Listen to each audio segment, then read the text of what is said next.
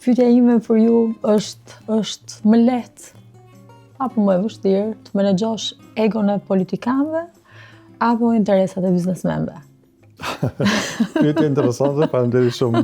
Se është dallim me vërtet interesant. Në aspektin diplomatik, në aspektin e politikës dhe përvojës time, me që kemi pas me vërtet një intensitet, një maraton 6 vite me vendimarrje të ndryshme, procese të ndryshme.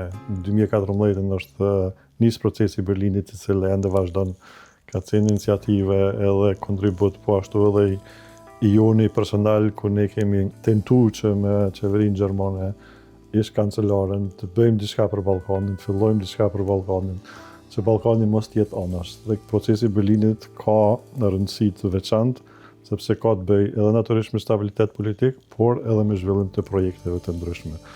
Prandaj, në aspektin diplomatik, jo çdo herë është e lehtë të jesh në egon e politikanit, por natyrisht edhe biznesi ka parafërsisht të njëjtën nivel. Edhe në biznes duhesh të jetë i qartë, duhesh të jesh ekspert, por natyrisht duhesh të jesh bashkëpunues për të arritur sukses në biznes.